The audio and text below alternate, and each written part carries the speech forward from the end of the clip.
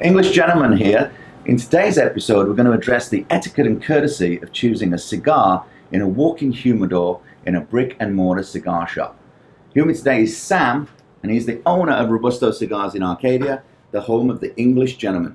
Sam, how you doing? Good to see you. Mr. English gentleman. So how do we go about choosing our cigar? Well, basically, with all these cigars here available, you pretty much want to narrow down your selection based on the strength of the cigar you want to smoke, the size of the cigar, and your price range, obviously.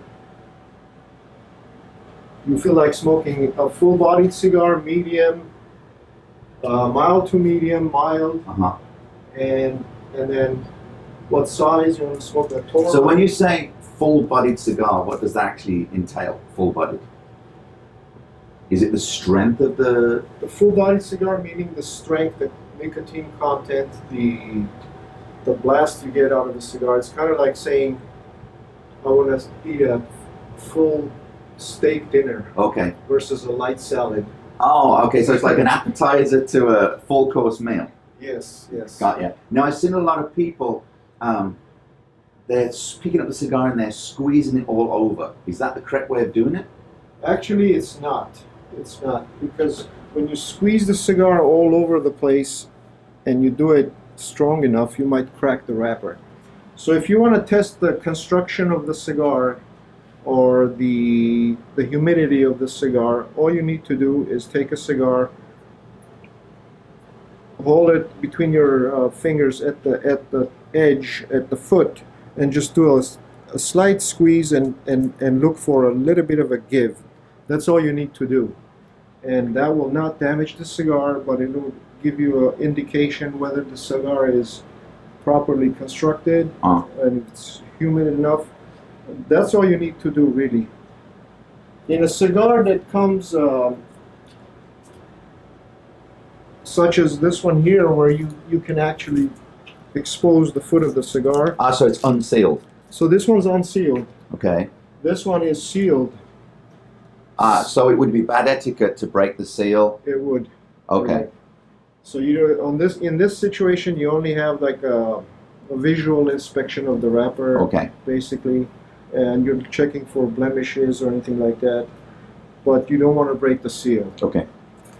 In a cigar such as this one, the house cigar here, Robusto, you can expose about an inch of the foot of the cigar. Okay. And then you can do a little bit of a test here, or you can hold the cigar next to your ear and kind of gently roll it like this, and that'll also give you an indication if the So when you're listening, what are you listening for? As in the good and the bad? You're listening for if you hear a hard crackling sound, right, then the tobacco inside is kind of dry. It's cracking. So that's a not so good cigar. That's not a very good sign. Okay. But if you have a soft, muted crackling, that's okay. Now, I've also seen people that are smelling the cigar. Is that something we should be doing as well? When you're smelling the cigar, again, you can expose about an inch of the cigar if it's in an unsealed cellophane, and then you can smell it right there at the foot without really letting the cigar touch your nose. Okay.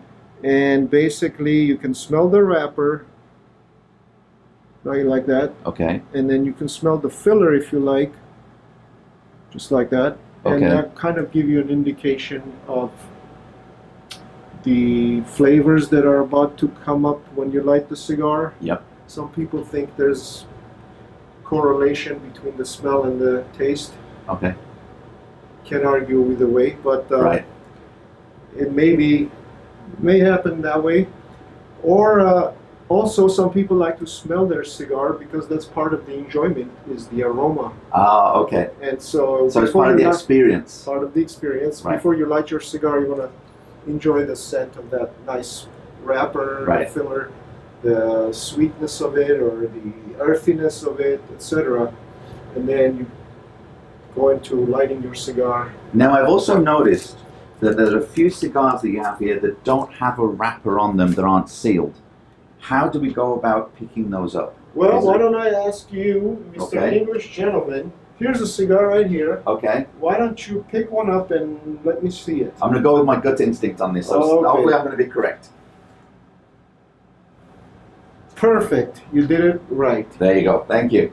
Because as you can see, the cigar does not have a cellophane. So if some people grab the cigar from the head right here, Okay. and that's the part that goes into your mouth, we don't want to touch somebody's Unhygienic. cigar.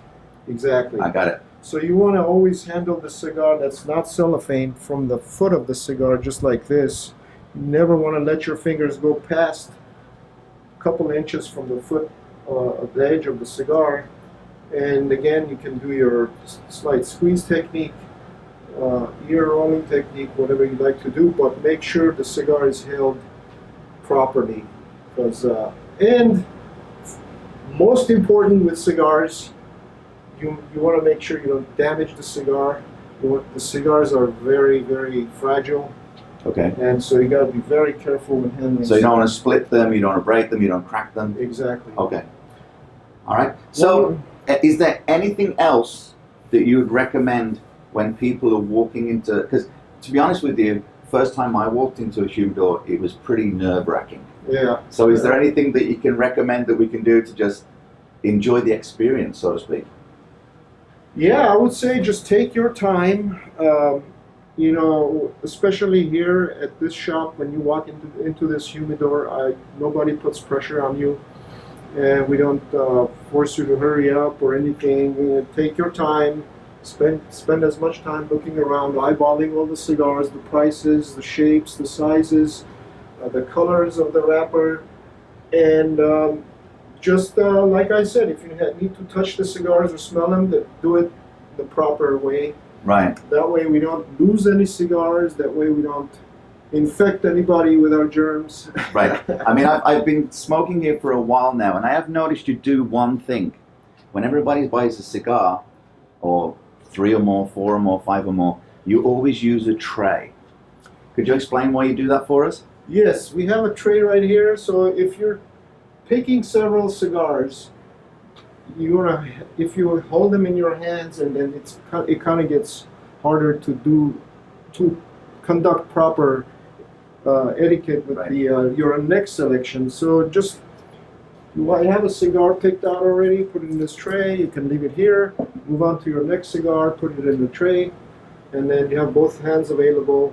I see sometimes people come in here with a coffee cup or a Coke or something. You're tying up one of your hands, and then just leave it outside, and Right. just have them. Give the cigars your full attention. Just like a beautiful lady. I like the way you think. All right. Thanks so much, Sam. Thank you very much. Thank you so much for your help. Thank you. This is the English Gentleman here in Robusto Cigars in California. I just want to say, if you need any more information about Robusto Cigars, the information will be appearing at the bottom of the screen. As I said, English Gentleman signing off. Remember, my friends, live well.